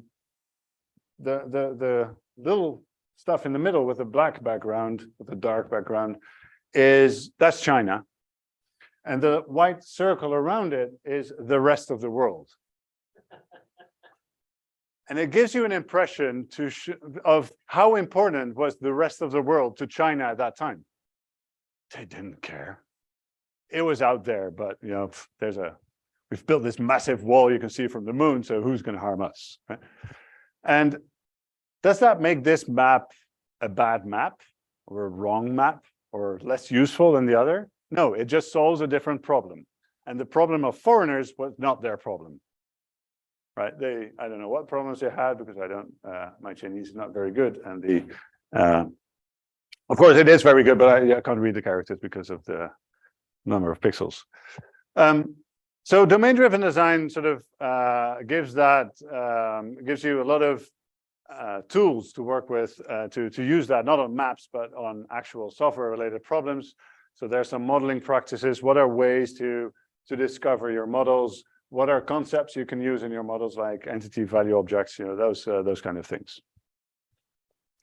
And it's also on a more strategic level, gives you, so this is on a more high level systems integration kind of activities. It gives you concepts like what is a bounded context, right? People could discuss for hours on what a bounded context is. I generally fall asleep when they do. How do these contexts map? There's different ways, and how can you integrate? If you're looking at APIs from external services like the YouTube API or the Twitter API, those are open host APIs, which means that YouTube or Twitter defines what you've got in terms of information, and you either talk their language or you don't get the information. It's that simple. But you can also do published language, which is the more of the edge computing solution, where if all those edge devices speak the same language, and we'll publish that language so that everybody knows the language. And this is the language we all agreed on. And if you speak that, you can talk to anyone else who speaks that. Right? So those are different patterns of communication between systems. So the thing that domain-driven design helps you do is when you have all of these components in your applications interacting with each other to do something, it gives them a little bit of structure. It gives that modularity to your applications, right? See that the colors suddenly appear? It's magic. You just get modularity.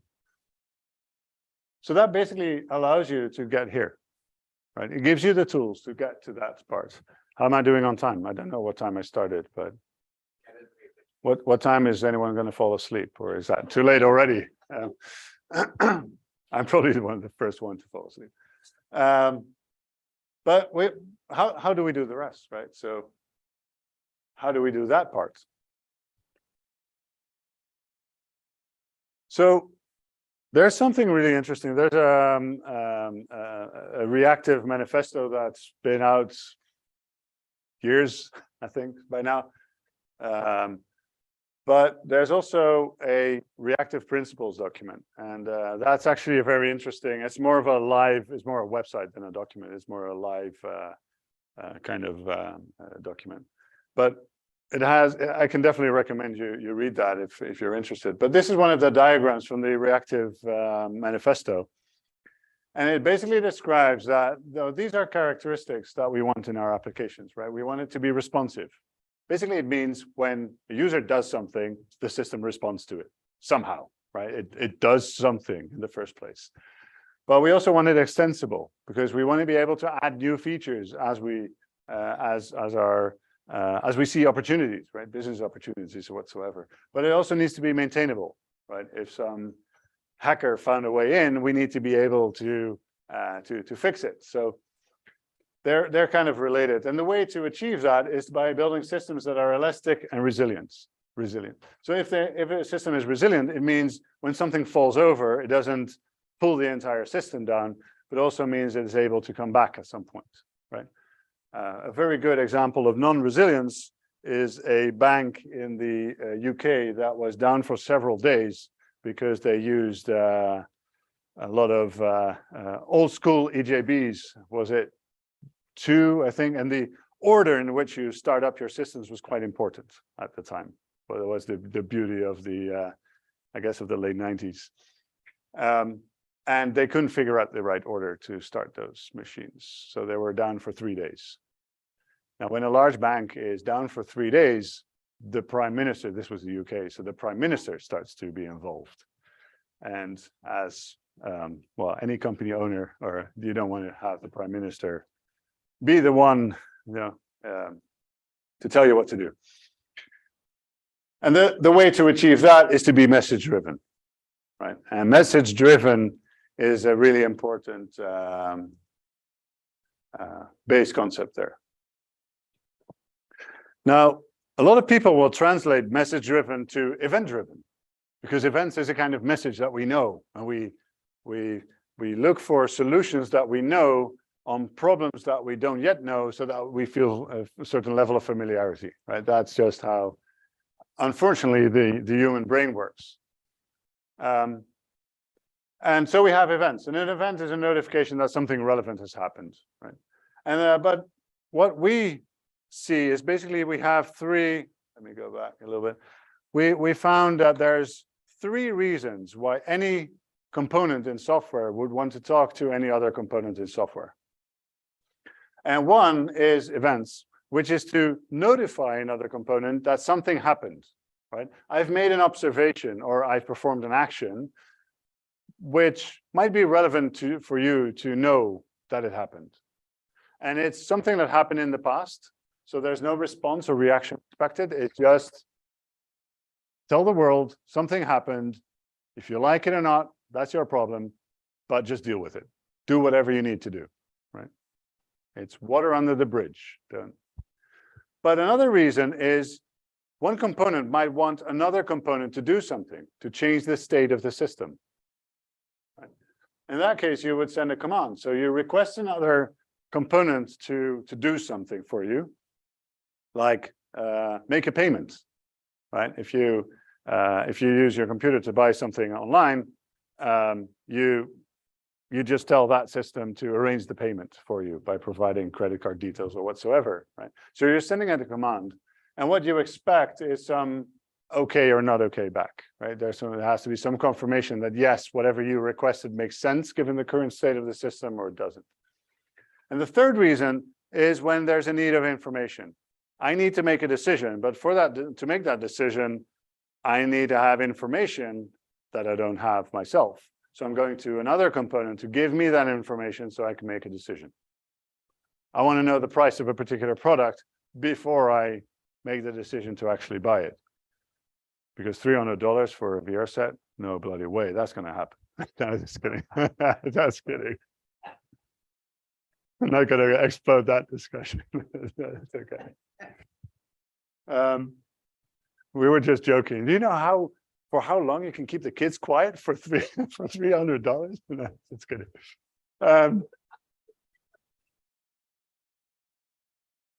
So the interesting thing of those messages is that they follow different routing patterns. So in a distributed or scaled system, the way you would want to route these messages is slightly different from each other, right? So for events, it's a pub/sub pattern, right? There's one component, it emits it, and any other component that wants to know, just feel free to subscribe to the event stream. Go ahead, enjoy. Queries, it doesn't really matter that much where you route it. You can do round robin. Any component that has the answer for you will do, right? But there are situations where you don't have a question that has a clear authoritative answer to it, right? You might be asking for an opinion. I mean, that was what today was all about, right? There's different people with different opinions. So what do? We call that a scatter gather. You ask a simple question to everybody. Who do you want to be the governor of your state? Am I saying that correctly? Yeah. And then you gather all the answer, and you do a little map reduce function, which is basically just stack the piles and count. And then out comes a number, right? So that's your little map reduce. So that's another pattern you see in queries.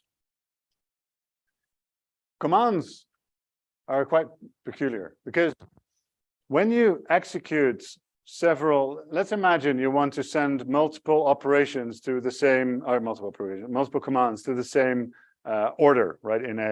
Or to the same shopping cart, right? It might be useful to send all of those requests to the exact same destination so that that machine locally can optimize for dealing with that particular shopping cart.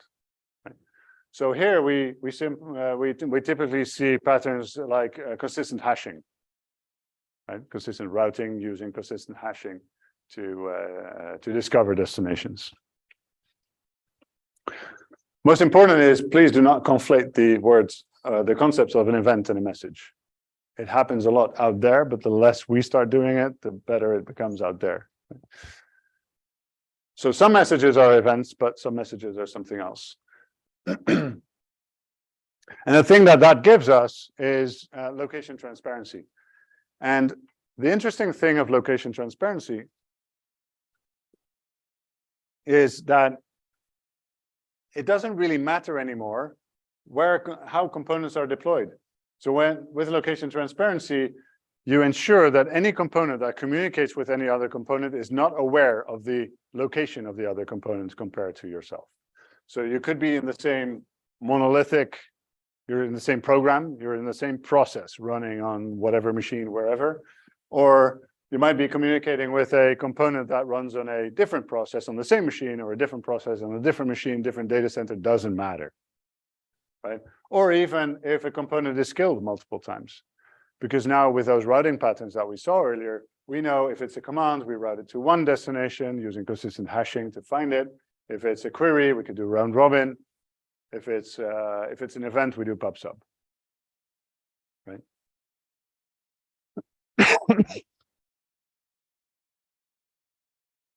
A little word of event-based communication. There's a lot of confusion around two quite similar terms that are extremely different in their meaning. So when you have two services that communicate and they produce, service A does something and produces events, I think I'm going to have to speed up a little bit. It produces events, and maybe you store those events somewhere, right? To allow component B at its own pace and whatever it feels like it to consume those events and do whatever it needs to do. This process is called event streaming. Right, you might know this from I don't know if Kafka is a hot topic in universities as well. Is it? No? Great, keep it that way.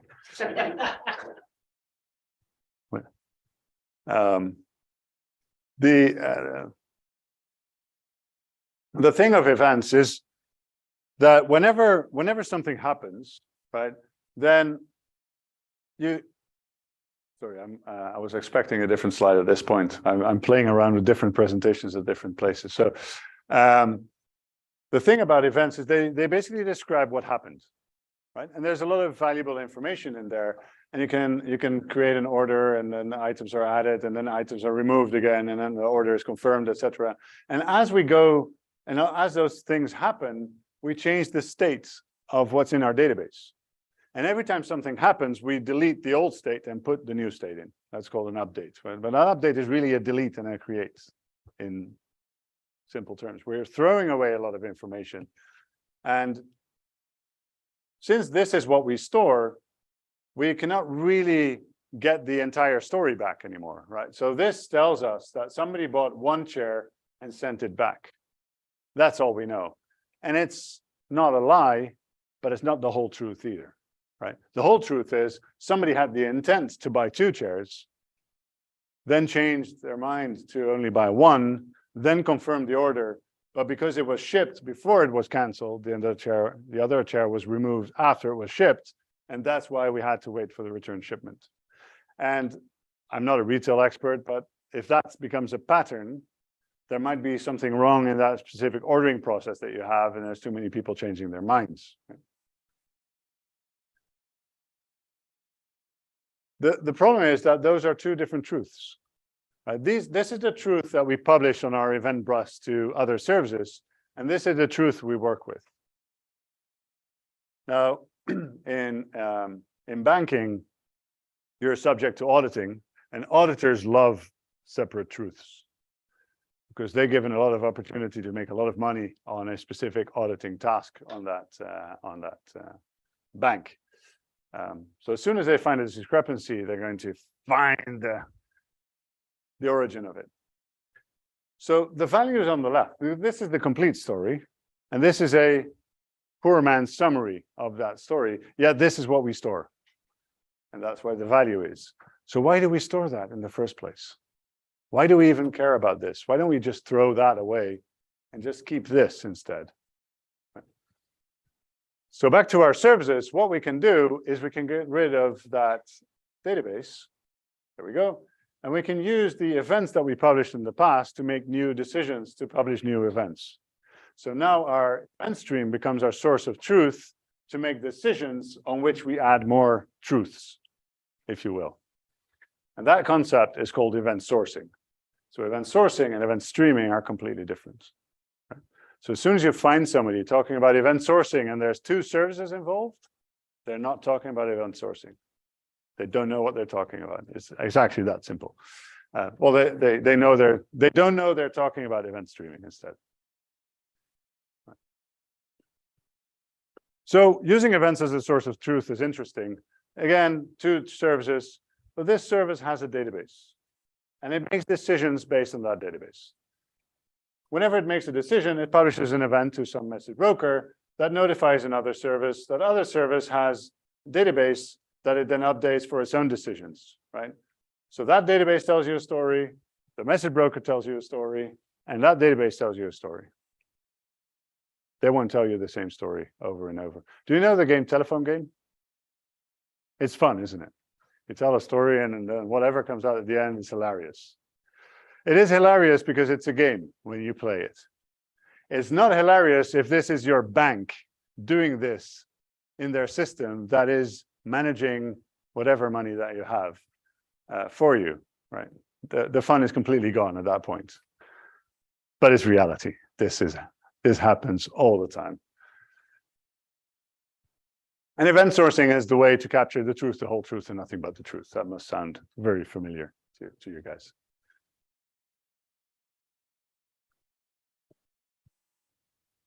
Five minutes? If you can. Oh, I can spend 5 minutes. That's not a problem, but that's not what you meant, right? Okay, so there's a couple of business reasons to use event sourcing. There's one is that's very interesting is you can use it for analytics, right? Because you have basically a time series of exactly what happened when and why, right? And there's a very interesting patterns that you can derive from that. If you have more than 5 minutes, I can talk about that as well. But there's also a bunch of technical reasons to use it. And my favorite is the last one. Event sourcing in itself is a complex thing to understand, a complicated, thing to understand. It's not complex. But as soon as you understand it, you'll see that it is much closer to how actually the brain and how people work. And so how systems will work and how we understand specific problems. It allows us to solve much more complex problems than what we can do with other systems. I'm going to skip that part. CQRS is really cool. One of the problems of using events is that it gives us eventual consistency. And eventual consistency is something that scares the mud out of a lot of people.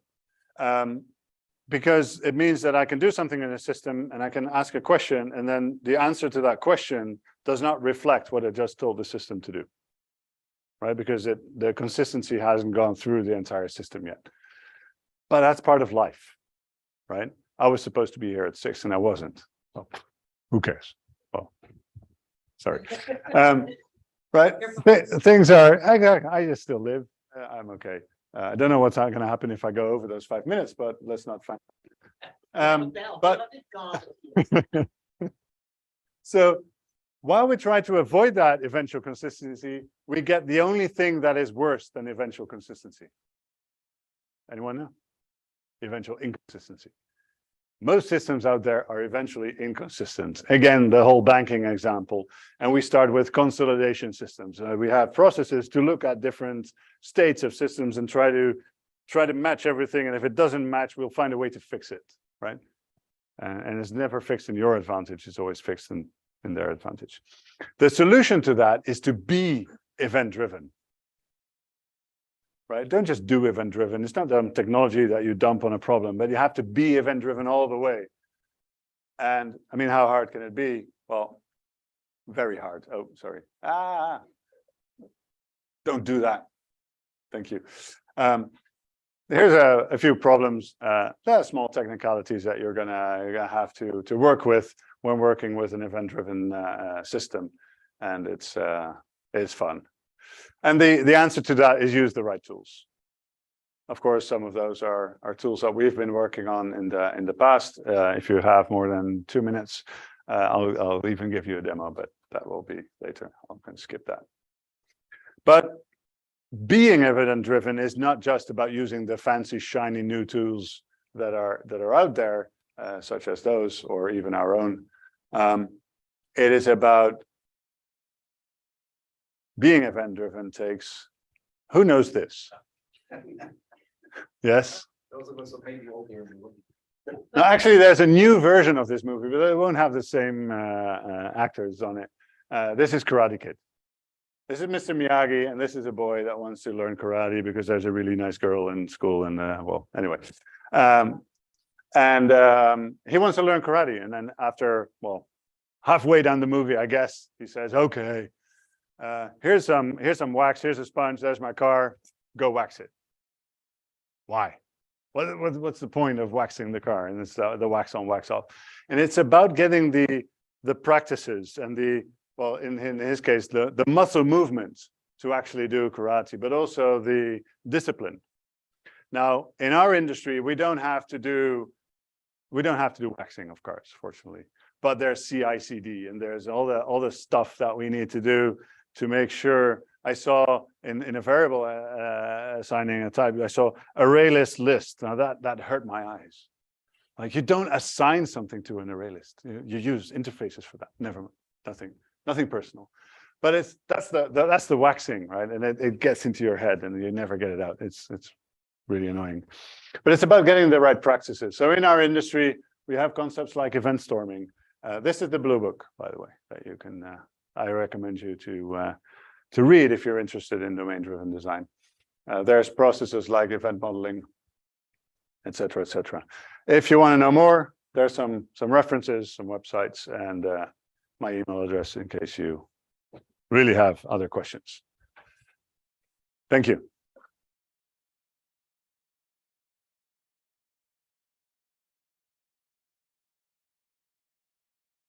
Any questions from the audience or from Online, there's no our questions. friends Yeah. in the virtual world? I don't see any in the virtual world. Yeah. Why don't you go to take the one? Yeah. Mike, take the mic. That's okay. Might take the mic. I want to make. Any questions? Wow, okay. All right, so, Covered everything. yes, sorry. That means you covered everything. Oh, I didn't. Mike, give me a second to adjust this, Yeah. and if you'll get behind the. All right, just gonna This wrap is up. great. Hello. All right. Let's see. A little bit of chaos here for a minute. There we go.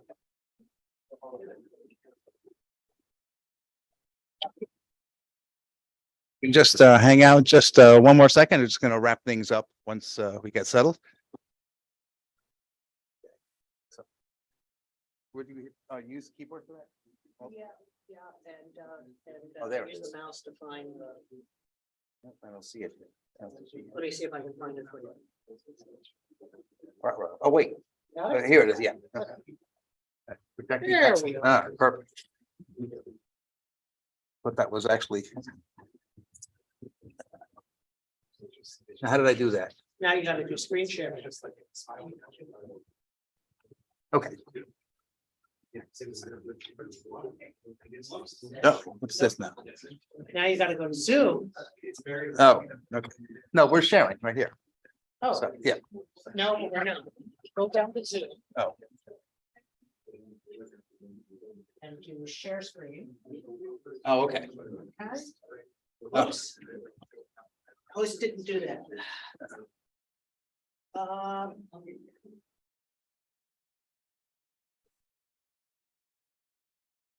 Okay. There we go. All right, slideshow, there we go. All right. Excellent. Well, Allard, thank you very much again. That was awesome.